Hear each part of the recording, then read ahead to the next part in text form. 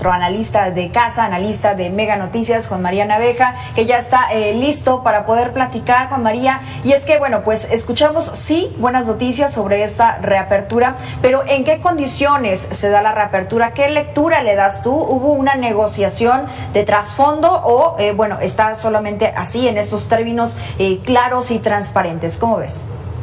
Qué gusto saludarte, Mitzi, estar en contacto contigo y con la audiencia de Mega Noticias MX. Yo creo que fue todo lo que acabas de decir, Mitzi. El gobierno de México ya tenía meses insistiendo. Recordarás que desde que se reanudaron los diálogos de alto nivel, estuvieron solicitando que se reabrieran las fronteras. Son 19 meses, Mitzi, 19 meses de este cierre, que para que la audiencia tenga una ubicación, el cierre era para el cruce a pie. Tú podías entrar a los Estados Unidos por vía aérea y sin ningún problema. Pero no sé qué tanto nuestra audiencia esté familiarizada con lo que representa la vida en todo lo largo de la frontera entre México y los Estados Unidos. Es una vecindad muy diferente, porque normalmente las fronteras son muy bélicas, muy difíciles, muy complejas. No, aquí casi toda la frontera, por supuesto, son fronteras porosas con problemas de droga, todo lo que hay en las fronteras, prostitución, muchas cosas negativas, pero aquí estamos en una frontera en donde los dos lados tienen una vinculación, hay un hermanamiento, por así decirlo, que lleva a que de los dos lados tengan intereses en común. Yo te pondría, por ejemplo, las compras. Los mexicanos van muchos, hay mexicanos que hacen el súper en Estados Unidos, pero también hay estadounidenses que cruzan hacia México y tienen otro tipo de consumos, por ejemplo, medicamentos, Mitzi. Esto es algo muy curioso, aunque ya en México se exigen las recetas para los antibióticos. Durante años, una fórmula que tenían los estadounidenses era esa. Otra, por ejemplo, el ir al dentista. ¿Sabes? La cantidad de médicos, de especialistas que a lo largo de la frontera han encontrado una forma de vida, porque es carísimo ese servicio. Particularmente hablo del de los dientes, que es de los muy caros en Estados Unidos y que muchas veces no cubren los seguros. Pero luego te vas a cosas muy comunes, como los jóvenes que estudian en los high school del otro lado y que tienen que regresar a su lugar, los que estudian en las universidades cercanas, los que tienen negocios en Estados Unidos o a la inversa, o tienen negocios en las ciudades de México. Y luego piensa lo que significa el cruce de vehículos, que también era otra de las condicionantes que estaban sucediendo. Los taxistas, que ganaban mucho, lo que representó una novedad hace poco tiempo, mi querida Mitzi, que era el cruce entre Tijuana y San Isidro, que durante muchos años pues tenías que bajarte en el aeropuerto de Tijuana, tomar el taxi, hacer el cruce, que es un cruce tardadísimo, y luego entrar a los Estados Unidos para tomar el tren para ir a San Diego, ir a Los Ángeles.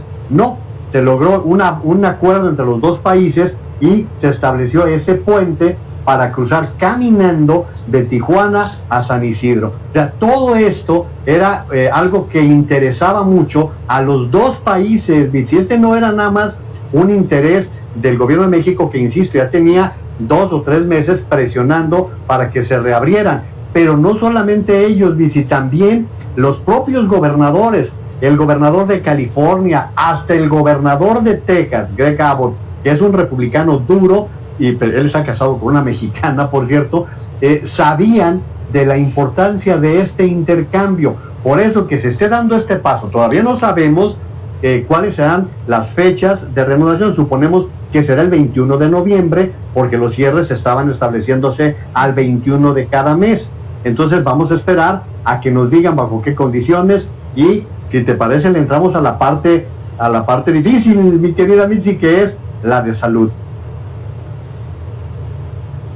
Así es. Sí, justamente, Juan María, porque sí, todavía faltan algunos detalles, algunas especificaciones que tendrá que poner sobre la mesa el gobierno de Estados Unidos, porque es quien inició precisamente con esta restricción, con estas prohibiciones. Pero bien dices, vamos al tema de salud, porque ese es otro gran tema que tenemos en nuestro país. Las autoridades mexicanas hablan del plan de vacunación que va muy avanzado, que da un porcentaje muy importante. La realidad en los números es que sí, las personas con una sola dosis quizá es un avance considerable, sin embargo, con esquema completo, que es lo que está pidiendo Estados Unidos y lo que estamos pidiendo en general todos los mexicanos para poder tener una inmunización completa, pues también hay un gran retraso. Y la otra, pues que estas vacunas que acepta Estados Unidos, pues solamente una de ellas es la que se está aplicando en México. Y vamos a pagar una de las cuotas más caras por la necedad, no sé si del presidente o de López-Gatell o de quien sea, pero vamos a tener que pagarla, que es no tener vacunados a los niños, porque tú te imaginarás, Mitzi, todos los padres de familia que quieran cruzar para estar los domingos en algún parque, por ejemplo en el zoológico de San Diego, en el SeaWorld de San Diego, o hasta Los Ángeles en Disneyland, o sea, no van a poder hacerlo. ¿Por qué? Pues porque los niños en México no están vacunados, cuando en Estados Unidos desde hace varios meses los menores entre los 12 y los 17 años ya tienen la libre vacunación, y aquí ha habido la necedad, ya como tú sabes, ayer el juez del 7º distrito determinó que a los niños se les vacune, tengan o no situaciones anteriores de salud. Entonces vamos a pagar esta primera consecuencia. La segunda parte es, como tú estás comentando, Mitzi, que es el que tienes que tener las 2 dosis. Y no solamente tienes que tener las 2 dosis, sino que tu vacuna vaya acorde con las vacunas aceptadas por la Organización Mundial de la Salud. Y allí, por ejemplo, no están incluidas ni la Sputnik ni la CanSino, no están incluidas en el menú de la Organización Mundial de la Salud. Entonces, por ejemplo, todos los maestros que fueron vacunados con CanSino, pues no tendrán esa libertad para poder cruzar a los Estados Unidos por tratarse de este tipo de vacunación.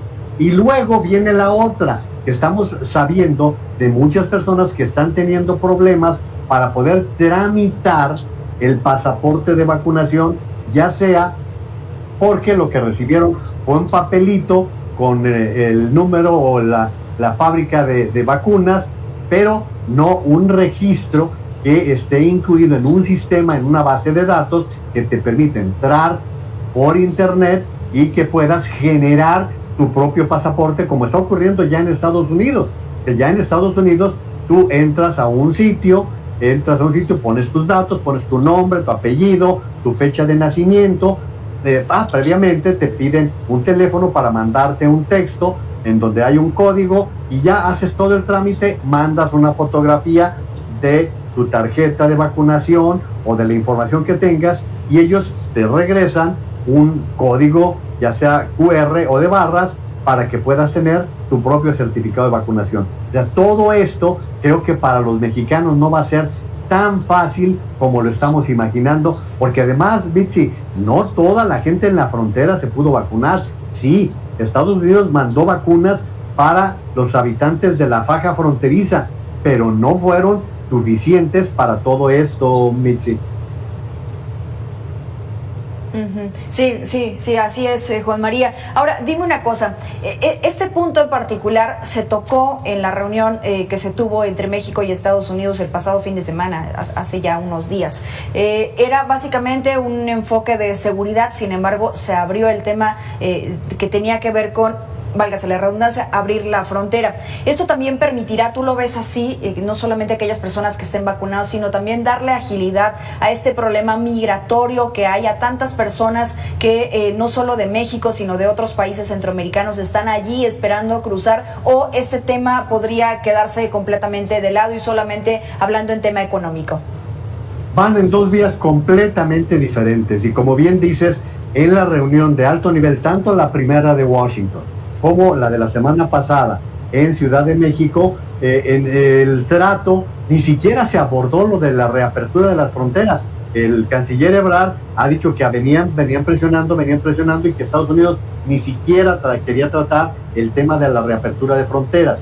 Lo de la migración va en una vía completamente diferente.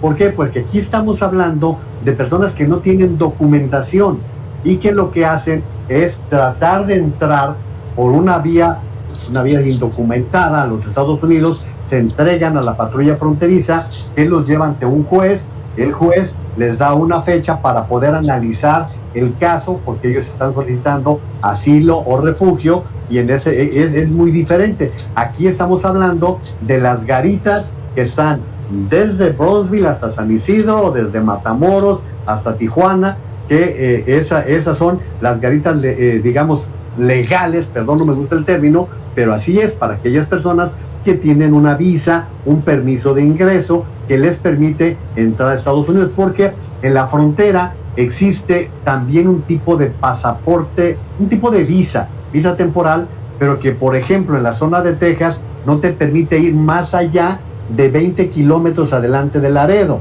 Ese tipo de documentos todavía lo tiene gente de hace muchos años.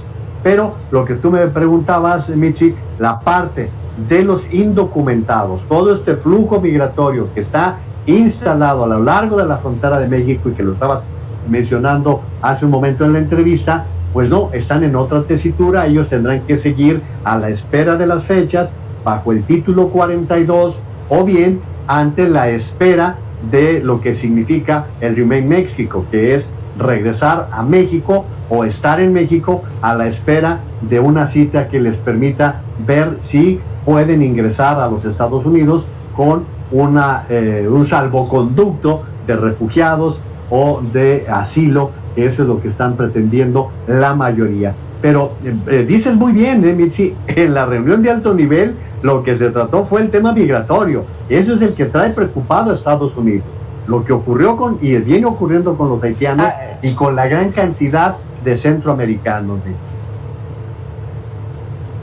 Sí, y un tema que no solamente tendría que tener preocupados a Estados Unidos, preocupados también a las autoridades mexicanas, Juan María. Lo hemos visto, estas escenas dramáticas, lo hemos informado aquí mismo en Mega Noticias. Vamos, la mayoría también de los medios de comunicación traen este asunto de esta crisis migratoria, de esta crisis que debe de ser resuelta. Sí, tiene razón el presidente, desde raíz, pero pues no solamente depende de México, no solamente depende de Estados Unidos, porque allí es otro punto más que está en la frontera norte, todavía también en la frontera sur, y que no ha podido ser resuelto. Sí, la reapertura de la frontera por un tema económico, por un tema de las personas, como dices, que son legales, es positivo. Sin embargo, este otro gran tema sigue estando allí pendiente, sigue estando allí en el tintero, y no se puede dar una resolución, pues no creo ni siquiera pronta.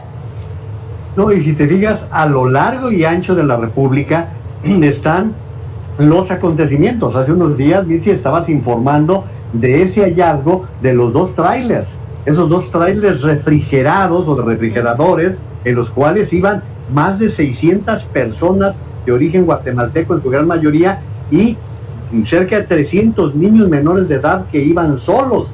O sea, eso allí. Pero ¿cuántas veces has hablado de las casas de seguridad en Zacatecas, que han sido también muy frecuentes, o los secuestros que se dan en diferentes lugares por parte de los polleros? O sea, la problemática que representa el flujo migratorio es de otra índole, es muy diferente, y que allí nos implica el tener que buscar la manera de que sea lo más humano posible el trato que se le dé a las personas que están saliendo, huyendo de sus países, y que en esos países también hay que decirlo, Mitzi, sus gobiernos no están haciendo la tarea. O sea, estamos hablando de que Honduras, El Salvador, Guatemala son países, incluso México, son países expulsores que están sacando gente que está huyendo de la violencia, está huyendo de la pobreza, y que por eso está tratando de ingresar a unas mejores condiciones de vida en los Estados Unidos. O sea, esa parte,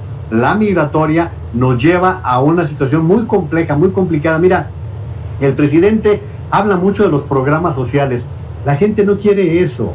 Un programa social como los que tiene México, que te pueden permitir recibir 3,000 pesos al mes, pues la gente dice, oye, yo me quiero ir a Estados Unidos porque esos 3,000 pesos los gano en menos de un día. ¿Por qué? Pues porque la hora hoy se está pagando en Estados Unidos por lo menos a $15 la hora. Y eso lo saben perfectamente porque el que va a Estados Unidos, normalmente el centroamericano o el mexicano, tiene a alguien en Estados Unidos que lo está esperando, inclusive, Mitzi, con empleo. Esto es la realidad que se vive con los migrantes.